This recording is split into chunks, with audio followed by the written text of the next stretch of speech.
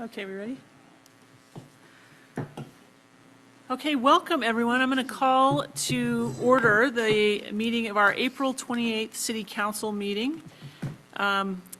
First, just by way of announcement, Council Member Matt Murray is joining us remotely tonight, so we will enjoy having him chime in from the screens.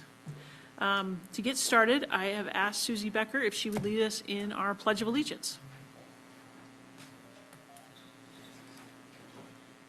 Everyone please stand and repeat with me. I pledge allegiance to the flag of the United States of America and to the republic for which it stands, one nation, under God, indivisible, with liberty and justice for all.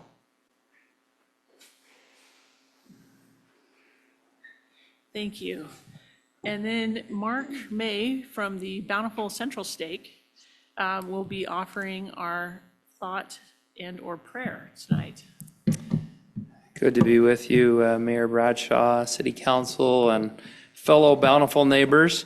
My name is Mark May, and I am representing the Bountiful Central Stake this evening. I've lived in Bountiful my whole life, and just want to thank you for your service to our city.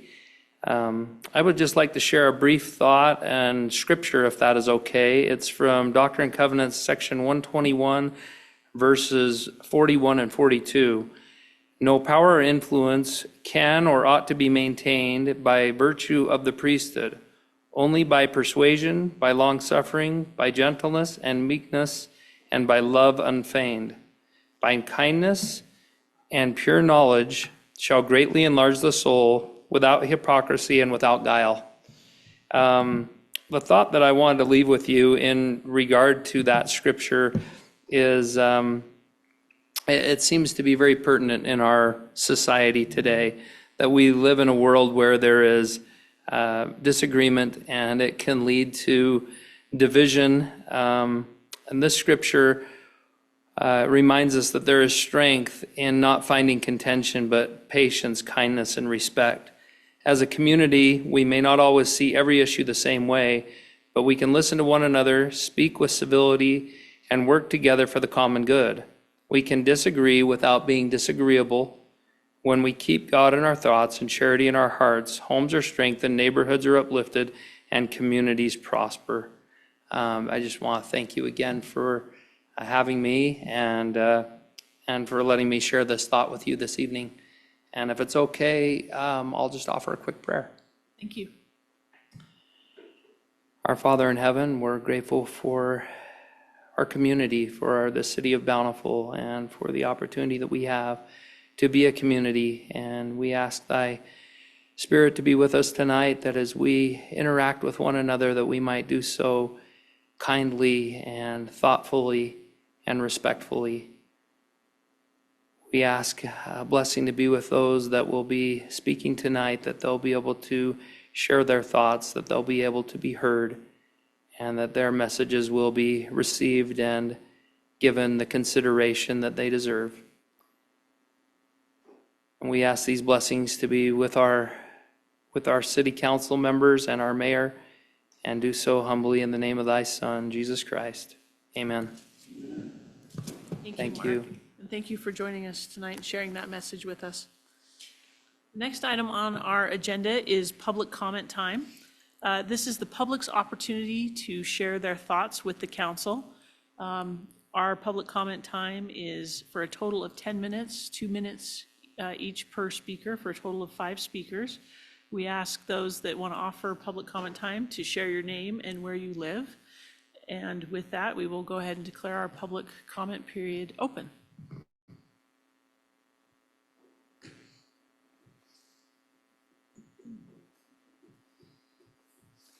Gary Davis, 2814 South, 500 West here in Bountiful. Yay. Okay, I had to write this down. Again, I get distracted. As it was expressly forbidden at one of the meetings yesterday, I felt it was important that I submit my suggestions for the record. Okay?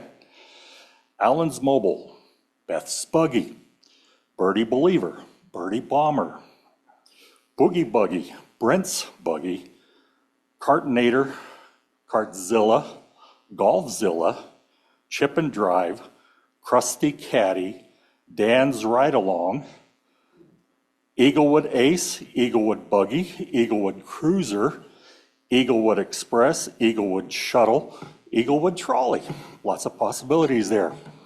Fairway Fox, Golf Busters, Henry's Finery, Herbie, gotta have a Herbie, Homer's Ride, Jack's Jalopy, Kate's Caddy, King of the Greens, Last Place Express, Marshmallow Mobile, Matt's Magic Ride, Millie's Mover, or Millie's Morning Birdie, Puttinator, Richard's Racer, Sandtrap Express, Sandtrap Uber, a stealth cart with a little F-35 on it, T-Rex, Golf Course Awakens, The Ghost, or The Wanderer. Just my suggestions. Thank you, Gary. For the public, Mr. Davis attended our Parks and Recreation budget meeting yesterday. They're open to the public. And there was a slightly humorous discussion of the naming of golf carts. We appreciate this list you have suggested. I only wish that our Parks Director was here to have heard your list, but we'll make sure he's aware of this recording. Is there anyone else that would like to offer public comment? I was watching that clock, Gary. I thought you were going to run out of time, so good job. John Atkin, running for Davis County Sheriff. Good to be with you again. The last time I came was when Councilmember Barr was sworn in, so it's been a few months. But we just had the Davis County Republican Convention on the 18th, and I won that for sheriff here in Davis County. So now I'm doing the rounds again to make sure I stay involved with the community and share and show up and really show through my actions that I am interested to be a representative for everybody in Davis County, especially Bountiful.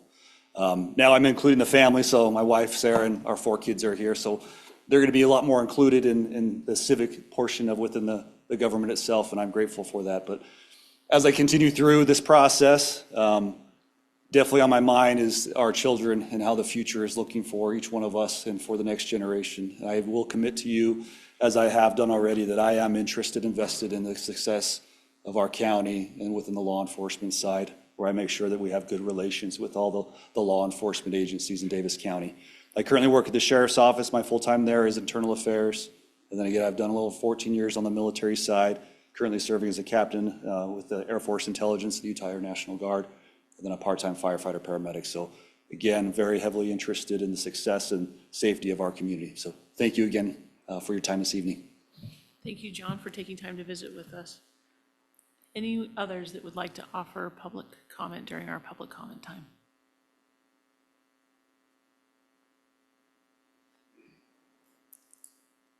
Okay, seeing none, we will close our public comment time.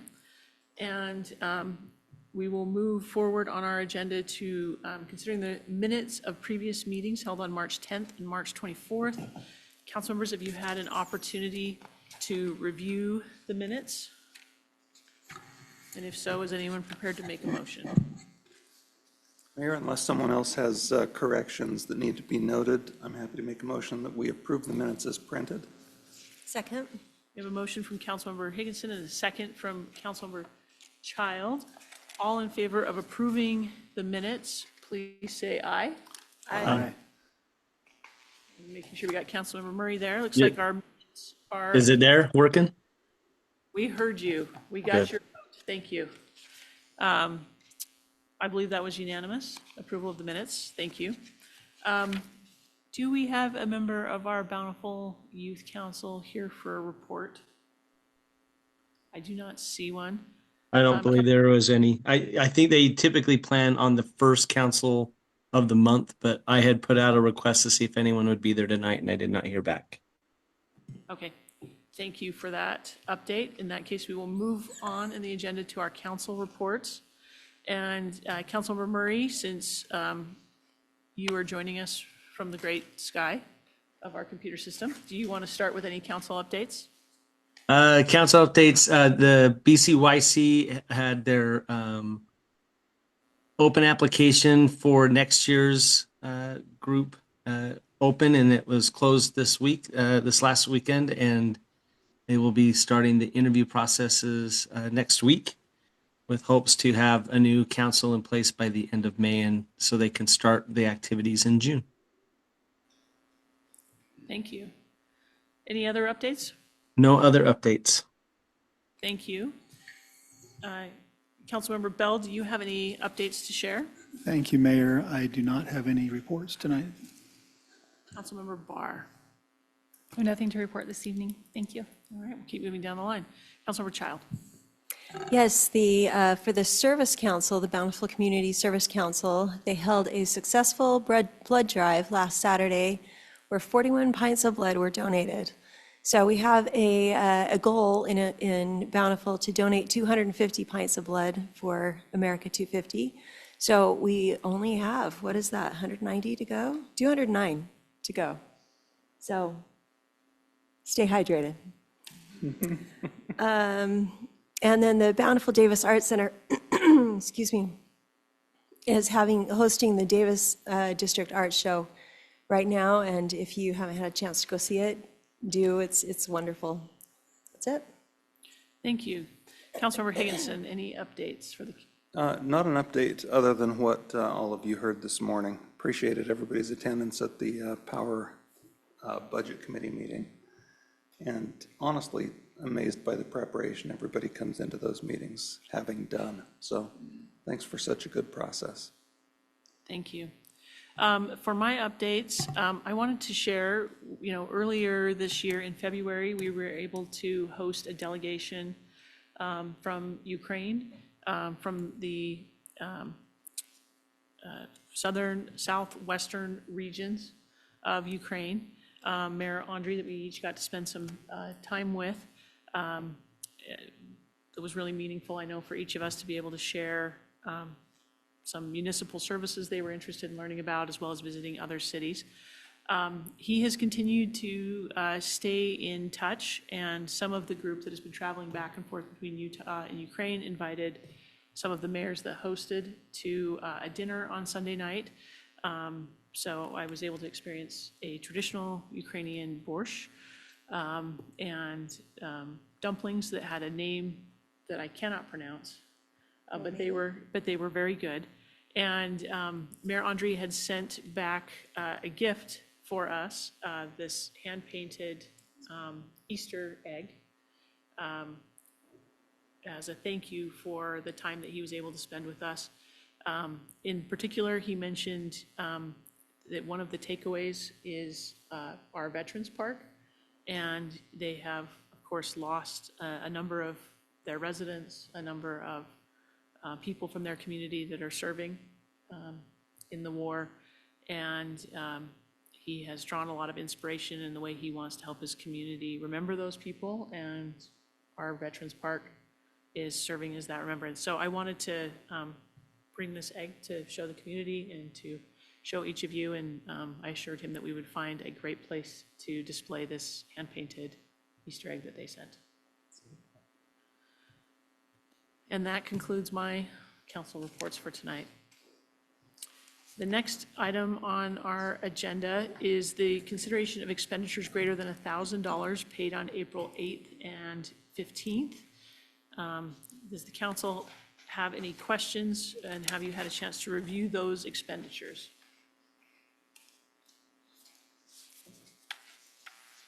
I'm happy to make a motion. So we have a motion from Councilmember Barr. Do we have a second? I'll second. And a second from Councilmember Bell. All those in favor of approving expenditures greater than $1,000 paid on April 8th and 15th, please say aye. Aye. Any opposed? Carries unanimously. Next item on our agenda is to consider the appointment of 2 new power commissioners. I think we'll do these one by one, if that's okay. And where did Alan go? There's Alan. Okay.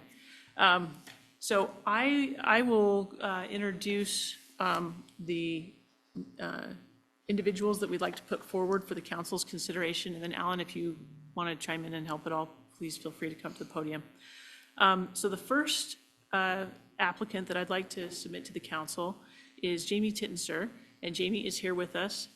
In just a minute, maybe we'll ask Jamie if she wants to say a few words and introduce herself. Jamie is a physics teacher at Viewmont High School. I was impressed with her, her energy and excitement, pun intended on energy, about all things related to the Power Commission and about our energy sources. She, of course, is passionate about teaching, about helping students in our community, about coaching, coaching sports, coaching soccer as well. Many of you got to meet her when she attended the Power Commission budget meeting today. And I think that she will be an excellent addition to the Power Commission, and that her background in physics will be an interesting new perspective to add to the group of residents that, that serve on the Power Commission, and make recommendations back to us on those key power decisions. Jamie, I don't know if you want to come up for just a minute and maybe just introduce yourself to the council, and it looks like you might have brought some family that you might want to introduce. This is my family, my husband and my kids, and then my sister. And I'm excited to have you all come in and support me. That was really nice of you guys. So yes, as you mentioned, I am a teacher over at Viewmont, and I am very excited about being part of the Power Commission. I think it's going to be so much fun. In the classroom, I've had my students do projects where they compare different types of energy generation, and I'm really excited to see how that works on the real world side of this. So I'm grateful to be a part of the Power Commission and to be able to give back to the community a little bit. Thank you, Jamie. So with that, council members, I would submit Jamie as one of our 2 Power Commissioners, and I'm happy to answer any questions that you may have for me in that recommendation.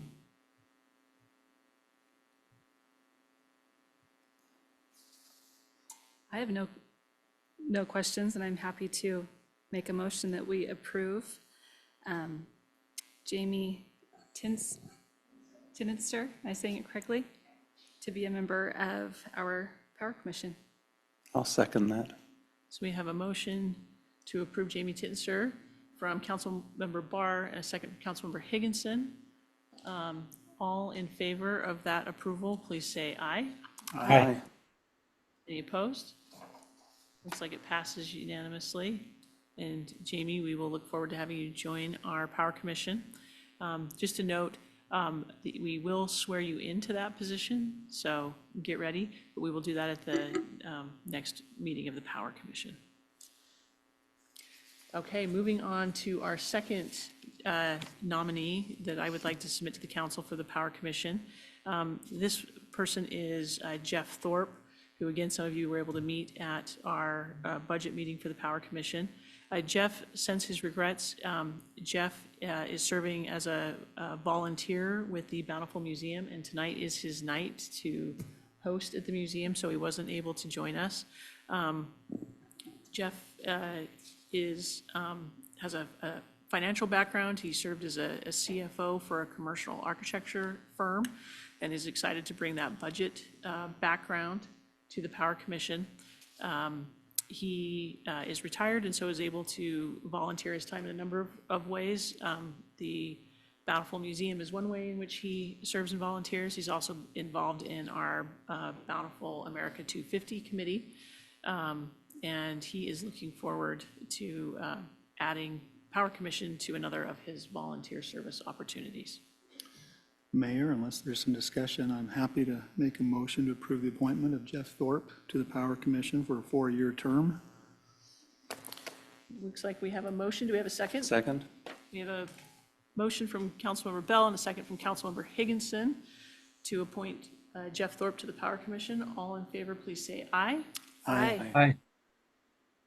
Looks like that passes unanimously, and we will look forward to also swearing in Jeff at the next meeting of the Power Commission. Jamie, we are happy to have you and your family stay for the entirety of the council meeting.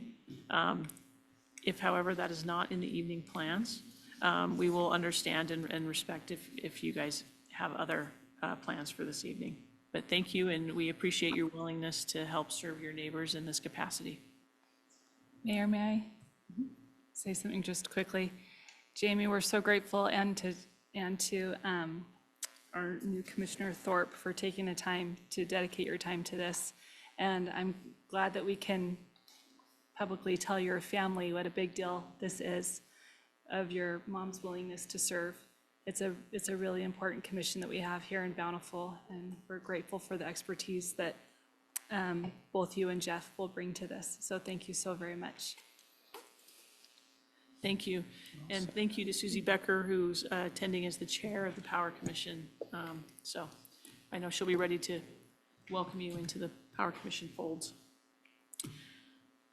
Next on our agenda, council, is to consider approval of ordinance 2026-03, amending the land use code regarding residential multifamily zone and access standards. And I believe that our city planner, Francisco Astorga, is going to be presenting this item to us. Thank you, Mayor and Council. This is a land use code text amendment submitted by Mr. John Blocker, who is here with Brighton Homes, in that the proposed changes address vehicle access, setbacks, lot coverage, landscaping, density, open space design, and driveway standards. If we move forward to page 41, staff analyzed the proposal, and the Planning Commission did as well. The Planning Commission looked at this item on April 7th, 2026. The Planning Commission held that duly noted public hearing and forwarded a positive recommendation, which was the exact same recommendation that staff provided to them. It is quite extensive, so we did break it into, I forgot the number now, several items. 9 items. The original application had 12 different amendments. The applicant himself, they trimmed it down to 9. And as you can see on page 40, the Planning Commission and staff, we support Amendment 1, Amendment 2 as as proposed by the Planning Commission, as well as Amendment 8 and 9 and Amendment 7. The Planning Commission and staff supported what the applicant provided. The Planning Commission and staff did not support Amendment 3, 4, 5, and 6. Given that, in that we've got some amendments to look at, I'll be more than happy to do one at a time to give you a quick preview of what we're doing, if that's okay. I think walking through one by one would make sense. So let's start with the first amendment. Excellent. So, and I don't have any presentations or exhibits, but the best way, if you could turn your packets to page 24 and 25, it works out beautifully in that we've got in the darker yellow box what was proposed by the applicant. On the right-hand side, page 25, we've got the change by staff. So all of the changes that the applicant and staff would like to remove, it's got the red strikeout. The blue new language was proposed by the applicant, while the purple language is proposed by staff. We support this item in that this is vehicle access. Our code says that after, well, it's right here, after that all multifamily developments require 2 access points, while the International Fire Code, which is governed by our fire district, indicates different standards for that secondary standard. So as we went through this analysis, we found out that we had several items in the land use code that address drive access. And we felt after looking, after reviewing it internally, the planning department, the engineering office, as well as the fire district, we thought it was simply appropriate to have just one code instead of several different standards. And we figured that the best standard for this was the International Fire Code. Currently, most of these regulations are found on Appendix D.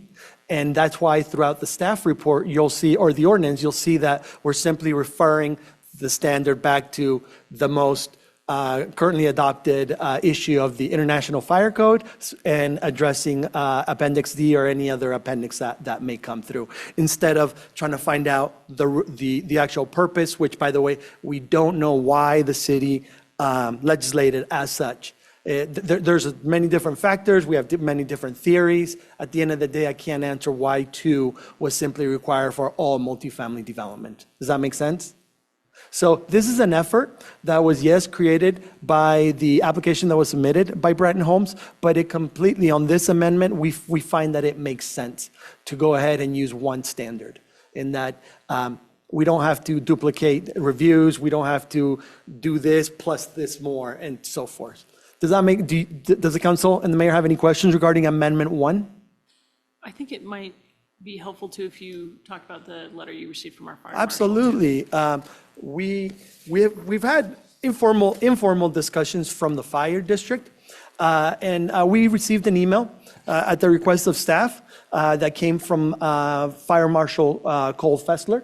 He indicated, he addressed it to myself. It's an email. He said that he has reviewed all amendments that I provided him. I gave him the exact staff report with the ordinance. My review was limited to the fire code only. As I reviewed the provided documents, I had no issues with the proposed city amendments highlighted in purple.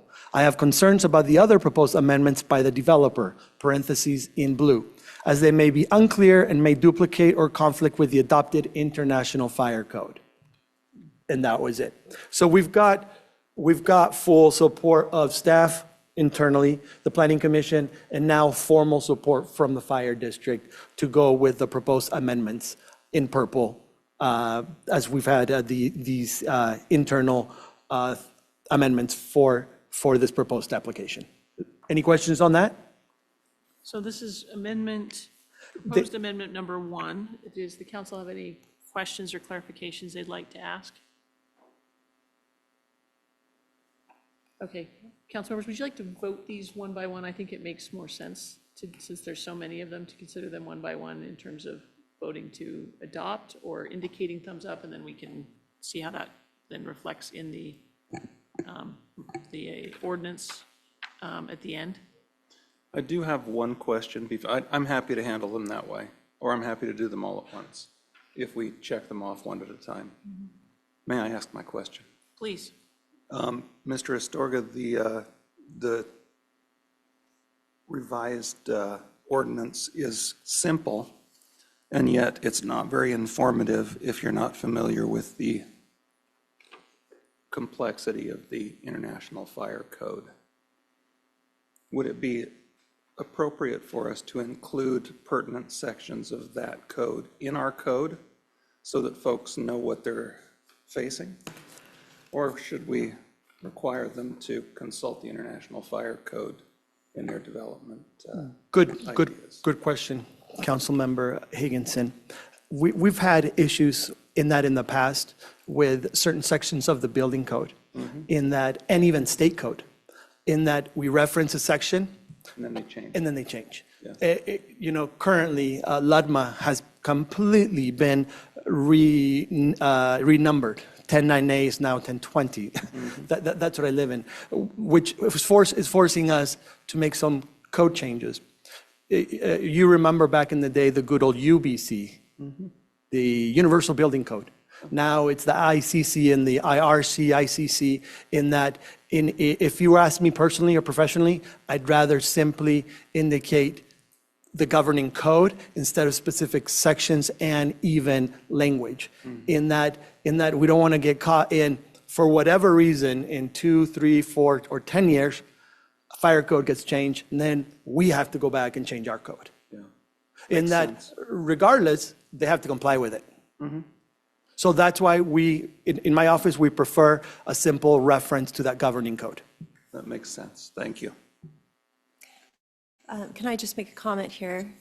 The Planning Commission has worked very, very hard on this, and I appreciate what they're doing here. This is in response, I think, not only to this particular case, but also to our asking them to simplify the code, to make things easier for people, for businesses to proceed with what they need to do in Bountiful. And having reviewed this extensively on Planning Commission, I really appreciate this effort to simplify and to, instead of having double standards or the Bountiful standard and then the International Fire, I think this, they've really put in the effort, Francisco's really put in the effort to do what we've asked of them. So I just want to thank you. And that's my comment, and I'm happy to. Since we have a comprehensive ordinance, maybe what we can do is, if the council wants to indicate support for Amendment 1, that'll just help keep track as we move towards the comprehensive ordinance consideration at the end. So with that, if we can get, and Mr. Murray, if you want to give us a thumbs up or a yes on any support for Amendment 1. Yes. Like thumbs up from all of the others. Okay. Mayor, did you want me to go over Amendment 2? I think we will move on to Amendment 2, yes. Okay, Amendment 2 is changing policy in the standard in that item B and C, we're still on page 25. It's a yard and setback requirements for multifamily development, which you can see here on page 25 what was proposed.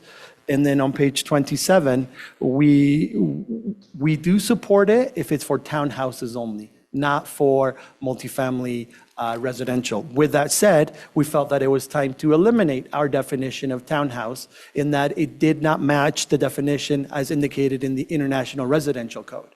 And this is a great example of what we just talked about. We simply want to reference the building code. We don't want to have our own definition. That could change in the future, but for right now, we just wanted to revert to the International Residential Code for that definition, and we are okay with having that 10-foot setback for the minimum interior side yard and the minimum side building separation. Do you have any questions on Amendment 2? Any questions, council members? None. Okay, seeing none, are people ready to indicate whether they're okay with 2? Matt? Good. Or Murray, good, okay. We're getting, just so that you're aware, since you can't maybe see, we had thumbs up from all the others on Amendment 2. Let's see if I can do my thumbs up on the screen. Oh, There we that's go. beautiful. Got my camera working. Thanks. Okay, Francisco, let's move on to Amendment 3. Amendment 3 is one that we don't support based on the information that was Can I submitted. interrupt just for clarification? When we're doing our thumbs up and thumbs down, we are doing a thumbs up to the staff's recommended recommendation, which alternatively means a thumbs down to the applicant's request for their amendment. Is that everybody's understanding? Correct. Okay, sorry to interrupt, Francisco. Oh, you're good. Thank you for that clarification. Amendment 3, it's an amendment that we do not support in that this is initiated by the public, is based on the information that we receive, and we simply cannot spend 180 hours researching it for them. And based on the information that was received, which was submitted as an exhibit in your staff report, we are simply not ready to decrease or increase the permissible lot coverage for smaller lots. This may come in the future as we work on the comprehensive general plan and we redo our zones. So this is page 28. I'm sorry about that.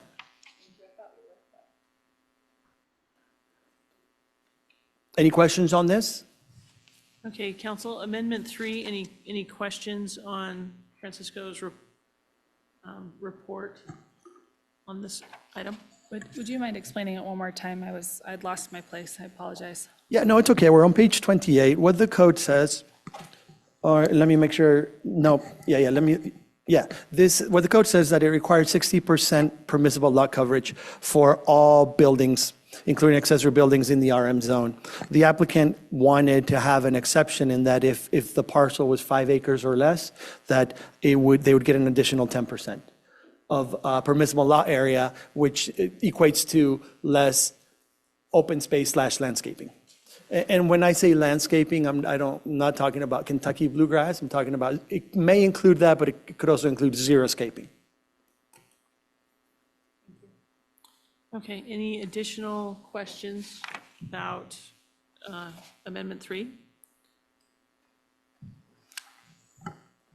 How does the council feel about accepting the staff recommendations and the planning commission's recommendation that that there is not support for this particular Amendment 3?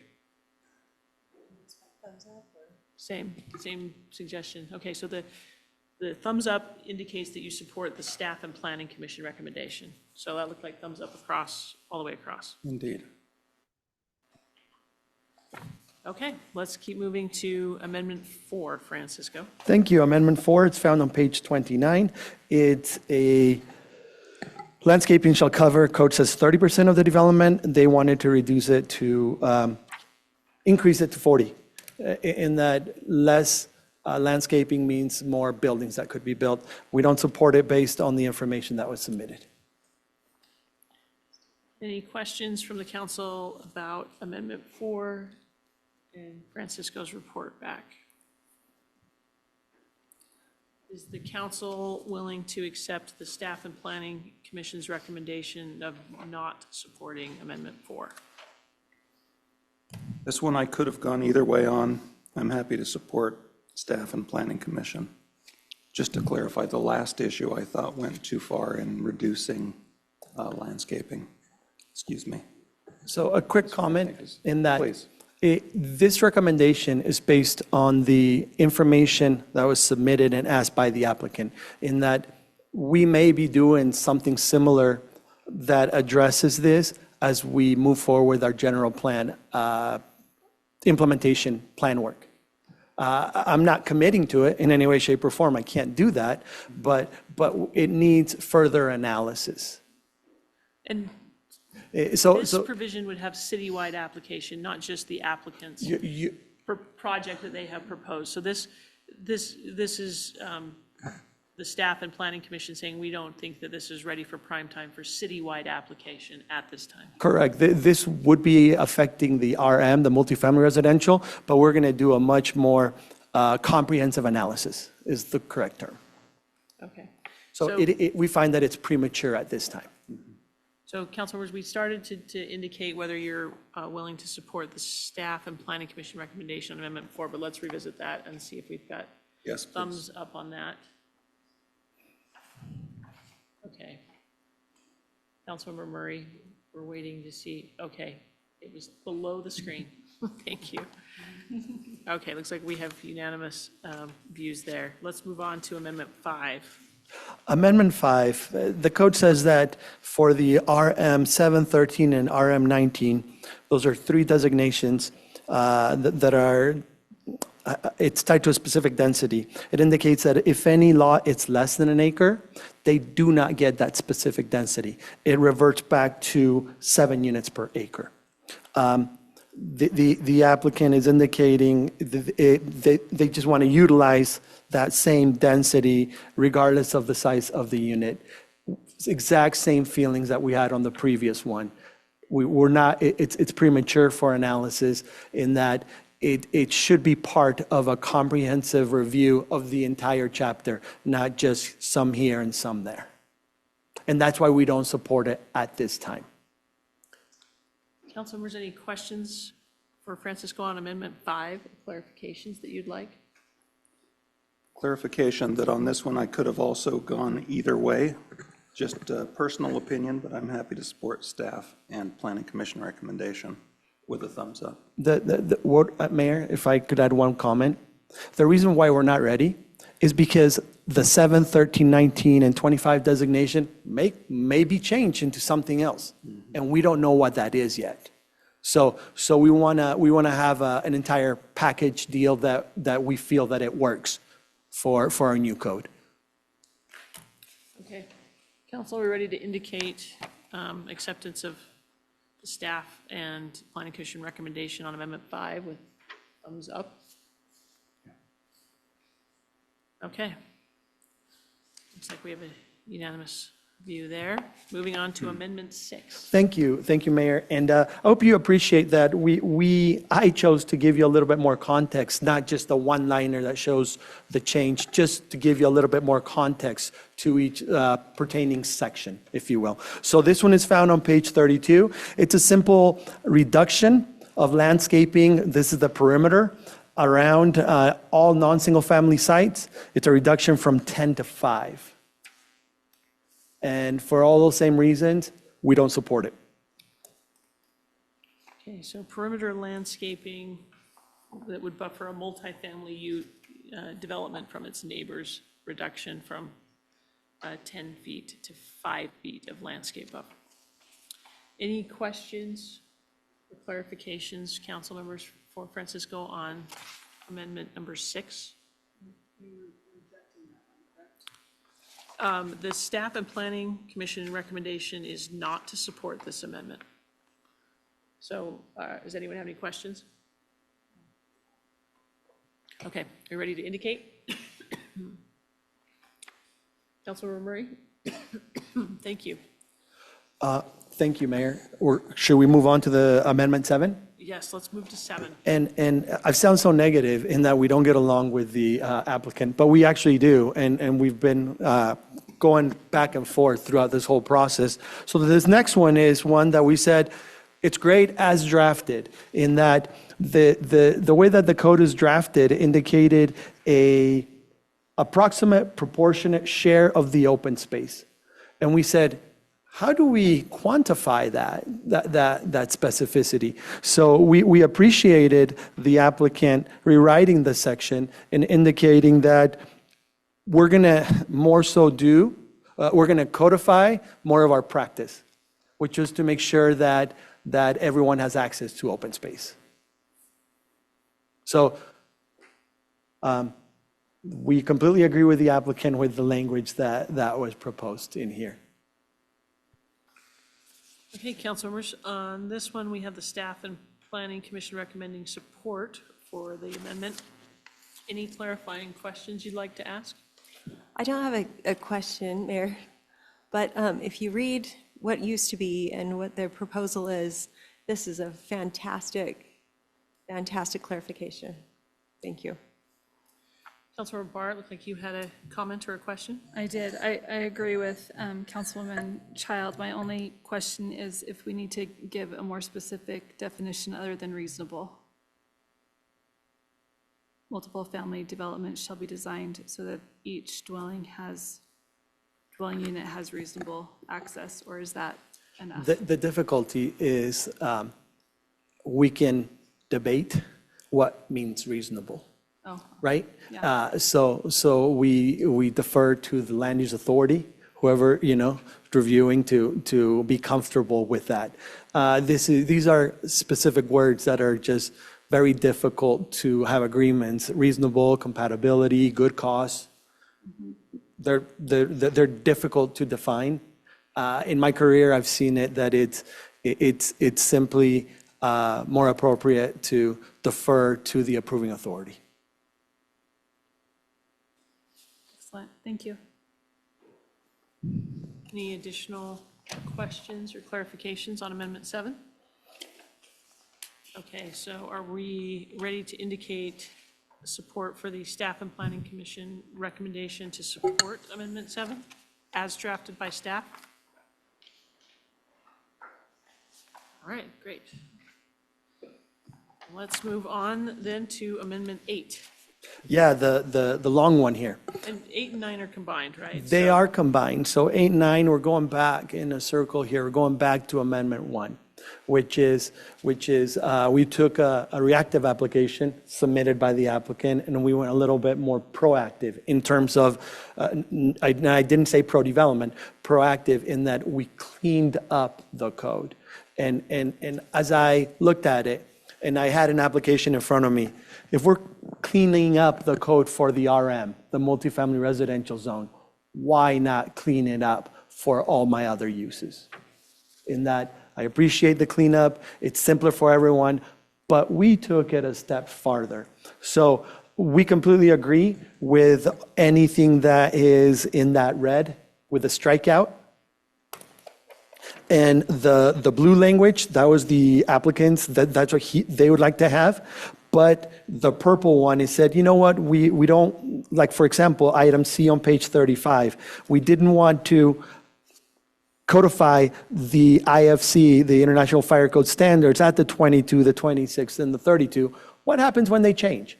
So, and this is one where I believe the applicant has said he's completely comfortable with staff's language in that in what they do, they focus more on multifamily residential. But I said, I got to take it a step farther. I got to start. We need to change our code. We need to be simpler. And I simply took an opportunity to clean up the code here and there. So the only policy that's an actual change is any duplicate or double access standard, where you'll see it in the language where we simply say, let's just comply with the International Fire Code. Everything else is just, I initiated it, to be honest, to make sure that it's consistent, to make sure that it follows a pattern, and to make sure that we end up with a better code. So I'll be more than happy. I don't want to get into it. This is 3, 4, and a paragraph worth of changes. I'll be more than happy to answer any specific questions that the council and the mayor might have for me at this point.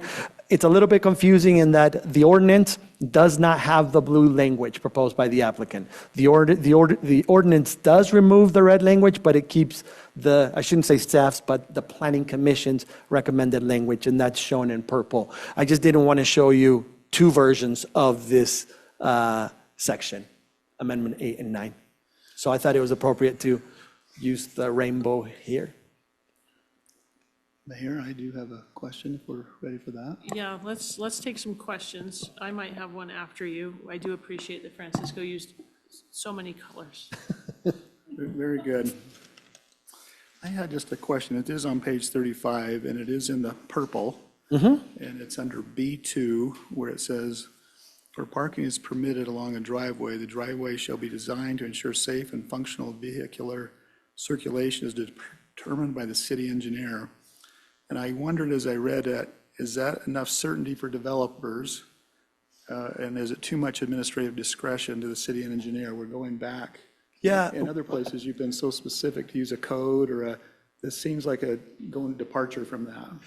And we should ask Lloyd, but before we turn the time over to him, the reason why we selected that language and that we've recognized that there are some standards that are part of, and I only know it as the acronym AASHTO. I don't know what it stands for.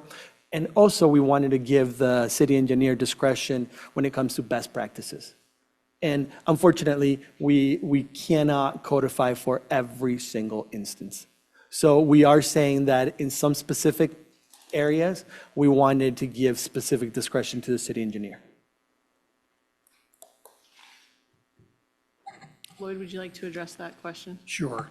I think it would be appropriate to evaluate these developments for access, depending on the type of vehicle that's going to be entering, there are different classes of fire apparatus, different vehicles that owners of developments will have. We want to make sure that they're able to safely enter and exit, that their configuration is appropriate for their frontage, whether they're on a collector street or a more residential street. So some of those considerations would fall into that evaluation. That makes sense. I was just wondering from a developer standpoint if there's just nothing objective there. So I guess we'll go with that.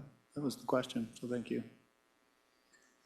I don't have a proposed change, so I just wonder if there was a way to make that a little easier, more clear, but. Mayor, that's all my questions, was all. Okay, any additional questions on combined amendment 8 and 9? Francisco, the question that I had is on page 35 in part C, the blue language that the applicant submitted, where there are specific suggestions of 22 feet, 26 feet, 32 feet. I was curious if if those were pulled from somewhere specific when the applicant was recommending them, or if those were arbitrary numbers that they had come I up believe those came from the International Fire Code. with. Okay. So your suggested change in purple, referencing the International Fire Code, has the same effect at this point in time as their blue language. Correct. So it would be exactly that at this point in time. If the code were to change, we would be in a position where we wouldn't need to change our code. Okay, thank you. Any other questions or clarifications on amendments 8 and 9? Councilmembers, are we ready to indicate support for amendments 8 and 9 and the planning and staff commission's support of newly drafted 8 and 9? Yes, we're ready. Ready, and I'm seeing thumbs up. Okay.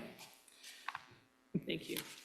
Francisco, is there in summation, anything you want to say about the proposed ordinance? All I want to say is that we had one member of the public comment on this. We had a public hearing with the Planning Commission, but it was more intended for multifamily dwellings, and it didn't have anything to do with the access requirements.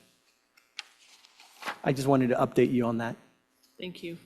So council, it looks like in keeping track, your indications were following the recommendations of staff and planning commission, which then means that the draft ordinance in the packet should match that recommendation. So is anyone at this point have any questions on the ordinance, or is anyone prepared to make a motion on the ordinance? Mayor, there is one spelling error that we probably should correct as we adopt this. What have I done wrong? No, go ahead. I just don't like it when you catch my spelling error. I didn't. It was someone else who's near and dear to your heart, whose name will not be revealed here. Oh. That's on page 27, item C. Excuse me, item B. The minimum interior side year setback for a townhouse shall be 10 feet. I'd like to change that to month. No, I'm teasing. Side year. Is that the same as in the ordinance? I didn't check the Yes, ordinance. page 44, We have a line number on the ordinance. number B, let's see, 145105, line B, or item B. The Line ease, 26. Line Brad. Oh, there we 26. go, line 26. Mm-hmm. Side yard rather than side year. I think on my keyboard, someone switched the D and the R or something. They're right next to each other, so.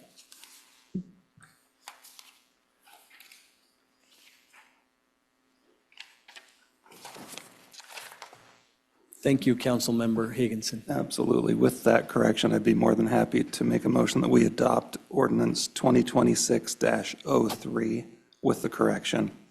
Second? So we have a motion, Councilmember Higginson, a second from Councilmember Barr, to approve ordinance 2026-03 with an amendment in section 14-5-105, section B, correcting the typo from year to yard. Any further discussion? Seeing none, I'll call for the vote. All in favor, please say aye. Aye. Aye. Any opposed? Looks like that passes unanimously. Thank you, Francisco, for walking us through that and for preparing such a long, lengthy, but helpful staff report. And to be honest, Amber Corbridge provided a lot of the base for this and the research. Thank you. Please let Amber know of our thanks. I will. So next, we will move on to approval of a couple power purchase items.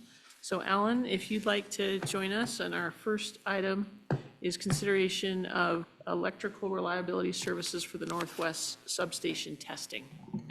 Mayor, this is Matt. I was just wondering if it would be okay to excuse myself for the remainder of the meeting to get back to a day job related ask. Absolutely. We appreciate that you were able to join us remotely for that important item, and we hope the rest of your Thank you. offsite go well. Thank you. Thanks. Okay, Alan, back to you. Yes, Mayor and Council, appreciate being here tonight. Just want to express my appreciation for those that had to hang around for a few minutes at Power Commission this morning and go through all that stuff. And myself, it was riveting, but for some of you, it may have seemed a little long. And Jamie and Jeff, brave enough to still be here to want to move forward after spending time. Just looking forward to having them on there. So anyway, back to business. The first thing we have would be the testing. As we're working our way through the Northwest substation, one of the last things we have to do when you commission a substation is you have to verify that all the wires that go from the points that they're supposed to be, the relays, the CTs, the PTs, the breaker operations, and all the functions it has to get the substation going as we get into it. As we've worked out to come back through here, we have gone to 2 companies that do this, and you'll see there's a fair amount of spread. But we have used electrical reliability services for our last 2 substations, and they have done a great job. So it would be the Power Commission, the staff's recommendation that we approve the low bid to electrical reliability services for $74,925. Again, this would be charged to the capital projects for the Northwest substation. Thank you.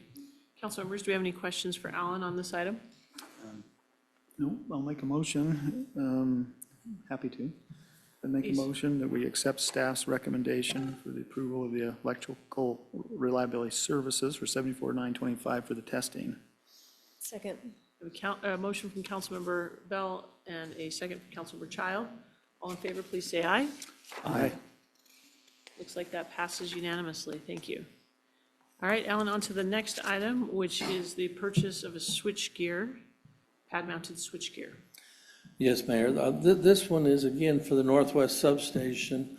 As they're working along through, our crews have been over to actually pull the underground conduit or the cable in the conduit as they're getting ready to hook it into the substation. And one of the things that we do is this switch can is located outside the substation. As they got into it, they realized that the age of it, there was more, I'll call it weather damage, rust that was starting to come onto this can than we had realized. So we have already replaced that can before we pulled the wire in. And as you see on the pictures where all that stuff has to come up to the right place. So we've replaced this can. So this would actually be a replacement for a can that we have used in the Northwest substation. Again, this can is one that we have single sourced because of the fact that they're all the same. If we have a car or an accident, we can disconnect it, take the can off, put it back on, put it back in service. So it'd be the Power Commission staff's recommendation that we purchase the PHM9 can from Irby for the price of $27,380. And again, this would go into inventory to be used at a future date. This can currently has almost a 1-year delivery time on this, so we keep 2, so we'll be down to 1 until this one is replaced. So that would be the Power Commission staff's recommendation. Thank you. Any questions on this item for Alan? Anyone prepared with a motion? I am prepared to make a motion to approve the purchase of the mounted switchgears at the prices indicated. Second? We have a motion from Councilmember Child and a second from Councilmember Barr. All in favor, please say aye. Aye. Any opposed? Looks like that passes unanimously. That is a smaller list of items than you usually bring us. Yeah, so we were tired after this morning. We'll try doing better next month. Thank you, Alan. All right, thank you very much, appreciate it. And thank you to your staff for the time you put into an excellent budget report that you gave us this morning. The next item is consider approval of a boundary line adjustment with the Davis County Library Remodel Project, and our city engineer Lloyd Cheney will be presenting on this item. Thanks, Mayor. You may have noticed that there's a fence around the library, and they're underway with the remodel project.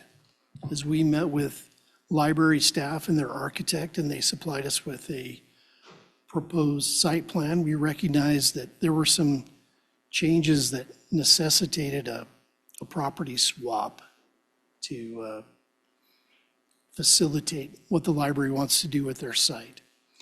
Most notably, they're going to remodel the south parking area from just one aisle of parking to parking on both sides. And so that would encumber the current grass landscaping that exists there now, and that's going to become parking areas. On page 69, you can see the areas that are proposed to be exchanged between the county and the city. Those two areas are exactly the same, so there's no net gain or loss to either party. It just reallocates property in a more functional location for the library and for the Golden Years Center. And I just might mention in passing that the city owns the property where the Golden Years Center is located. So having that portion of the parking on the west side of that building is a great, we think a great improvement, because it associates that handicap parking with that building where that is probably needed the most. So I'd be happy to answer any questions. The county has prepared all the agreements for a simple boundary adjustment, which just requires signatures and can be taken to the county to be recorded. Thank you, Lloyd. I had one question that I wanted to ask. The library parking area has an entrance onto Main Street. Will that entrance be going away with their changes to the parking lot design, so it would just become a dead-end parking lot? It will become a dead-end parking lot. That driveway will be eliminated and landscaping placed across there. We're at a situation where, with the carriage crossing entrance on the west side of Main Street and the library driveway and the connector between Main Street and First East through the city campus, it's becoming a little bit congested, and there's a lot of potential conflict points for traffic movements. It will make things more predictable to consolidate movements onto Main Street or First East and just require everybody accessing the campus to come through that roadway, rather than have conflict points with very close driveways together. Okay, thank you. I think that makes a lot of sense, so thank you for providing that clarification. Councilmembers, any other questions about the boundary line adjustment? I have no question about the adjustment, but I do just have a question about the design. Am I reading, is this the new library drop on the east Side, that east, south, solid southeast? black box, yes, That'll be the new, okay. I believe so. Do you know, sorry, second question, but do you know where the ballot drop box would be? Also on the east side. Also, Okay, the answer was also on the east side. Thank you. Councilmembers, anyone prepared with a motion? I'm happy to make a motion. I propose that we approve the boundary line adjustments for the Davis County Library remodel as printed. Second. We have a motion from Councilmember Barr and a second from Councilmember Child. All in favor, please say aye. Aye. Any opposed? Looks like that passes unanimously. Mr. Cheney, the next item is also yours for the approval of a proposal from Rolfe Excavating and Construction for the water line projects in 2026. Thanks, Mayor. This is really exciting for us. I know that you look forward to us bringing a water line contract to you every year. Yes, we do. This is a big deal. Every year, we put together plans for the replacement of water lines throughout town, and this year we have several. We have 3 that are listed in the staff report. We also have a couple of additional projects that we intend to assign to this contract. One is a water line which will serve the new hotel on the northwest part of town. And we also have a preliminary subdivision approval for a 9-lot subdivision along Northern Hills Drive at the north end of Davis Boulevard. So there'll be a short water line extended into that cul-de-sac this summer, we believe. We were really pleased to receive 10 proposals from contractors. It seems like the economy has shifted a little bit, and from what I'm hearing among my colleagues, there's a lot of interest in municipal work right now, and as you can see from the engineer's estimate and the group of 4 bids that we provided at the low end of the proposals we received, that prices were very good. They were much cheaper than what we anticipated, and that's refreshing since in the last 4 or 5 years, it seems like costs have been creeping up, and we finally see a point where the reset button has been hit a little bit. Maybe not on every item, but certainly on these waterline replacement jobs, the cost for the waterline pipe itself is usually the major driver of expenses. And so seeing a break in those per foot prices is a welcome sign. Rolf Excavating was the low bidder, and we've done a little bit of investigation into them because we have not had a contract with them previously. And it was a great opportunity to visit with Ben White, who was the former city engineer for West Bountiful. We have a really good relationship with him, so it was great to get a very candid review of his experience with Rolf, and he said they were great to work with, and he compared them to other contractors that we've used previously. I also have a contact at Granger Hunter, and they indicated they've had a great experience with Rolf also. They have been in business for many, many years, and so we are confident that they are experienced and qualified to complete this work for the city, and we would recommend that the council award this contract to them. This contract is a little bit unique in that we would request that you award it at the unit prices, since each of these projects relies on footage or individual counts for pieces of equipment, and for future projects that may come in that we'll use these schedules for to create pricing and payments for the unit prices is really the key factor in how we will monitor the expenses and payments. Be happy to answer any other questions. Any questions, council members? I did have a question, Mayor, if I could.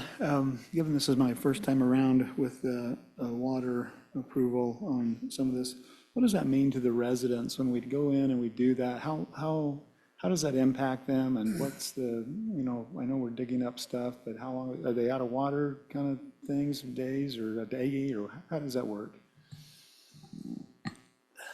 We try to minimize the impact to the residents. When you're out digging in the street, sometimes the amount of excavation and the materials you actually have to handle can be a little intrusive. We do expect our contractors to be courteous and respectful, to give people notice, to coordinate with them when excavation is going to occur across their driveway and maybe prevent them from getting in or out. We want them to coordinate that way. As for shutoffs, we also expect notices to be given when planned shutdowns occur. Anytime you dig in the street, you can have unplanned shutdowns for many reasons. We hope to keep those to a minimum, but this is not a surgical procedure by any means. It's dusty, it can be dirty, and it is inconvenient. And it's usually, I'm looking at one of these, Sunset Drive, I'm more familiar with that one.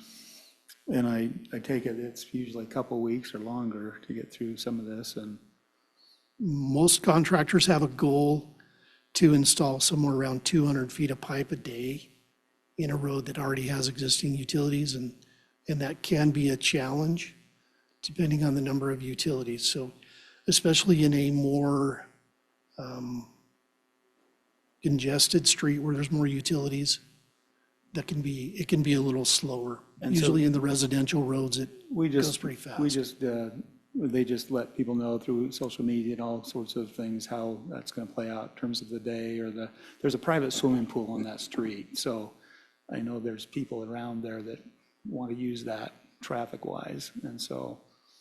Yeah, they'll need to hand out flyers, maybe some flowers too. Very good. You know, door to Depending on how door. long it goes. Yep. Hopefully not flowers, Mayor, that's all. flyers. So typically, if a resident is going to be without water, they're notified by flyer in advance, so that they can make appropriate plans to save some water or make other arrangements for those needs. So that's the typical plan. Yeah, we try and maintain service as long as possible. There comes a point when you have to shut things off and tie into new lines, and people will be out for a little bit. But we try and give 24 hours notice. And many times, the water department will actually bring crews to help facilitate those tie-ins so that they are shorter. Any additional questions, council members, for this water line project consideration? I apologize, I do have a question. And you'll have to remind me, and I believe you said we're approving it at unit prices, correct? So just remind me, please, so our contract is for 1.4 million, but if for some reason the unit prices go above or below, will that indicate this contract price, or how does that work? The actual contract documents that we use, which are prepared by the APWA chapter here in Utah, they're really comprehensive. They have a mechanism which can address changes in materials pricing, which we would expect in a volatile market like we have right now with oil and petroleum products, even the price of diesel. The contractor can submit a change request for pricing, and we would evaluate that based on the criteria in the contract documents. And would that come before the council again, or is that within the terms of the current contract that we are approving tonight? We've typically handled that just as staff on an administrative level. And if I'm not mistaken, you won't be approving a not to exceed amount. The actual expenditures could exceed that total project dollar amount if the quantity, not necessarily the unit prices, but let's say the quantities are bigger than we expect. So I think that's important. That was a great question. So we're not going to, you're not approving a not to exceed amount. It could exceed that, but of course we wouldn't, it can't exceed the budget. So the budget's sort of the limiting factor too. Thank you. Thanks for that. I appreciate it. Any additional questions? Happy to make a motion, Mayor, if I could, Please. that we award the 2026 water line contract to Rolf, not the one that betrayed the Von Trapps, different, Rolf Excavating and Construction, with the unit prices that are listed in the various schedules. Second. I feel like a sing-along is coming. We have a motion from Councilmember Higginson, a second from Councilmember Child to approve a proposal from Rolf, not with the Von Trapps, excavating construction at the unit prices. All in favor, please say aye. Aye. Any opposed? Okay, moving on to our last item on our agenda, which is to consider approval of resolution 2026-07, which is an interlocal cooperation agreement with Davis County for the Community Development Block Grant Program for federal fiscal years 27, 28, and 29. And our city attorney will present this item. Yes, thank you, Mayor. Mayor and Council, the CDBG grant, the Community Development Block Grant, that's money available from the federal government to our citizens to assist mainly with housing through housing authorities. It's administered by HUD. For the last few years, basically Davis County has run Bountiful's portion of what those funds would be. And this cooperation agreement would essentially give them the ability to apply for the funds and serve our citizens, and we would be foregoing the opportunity to apply for those same funds. It's worked out well. I wouldn't recommend in any way that we apply for the funds ourselves. So it is staff's recommendation that that you pass resolution agreeing to this interlocal agreement with the county to provide CBDG funds to Bountiful City residents. Any questions about this proposal and agreement? Seeing none, it looks like we're ready for a motion.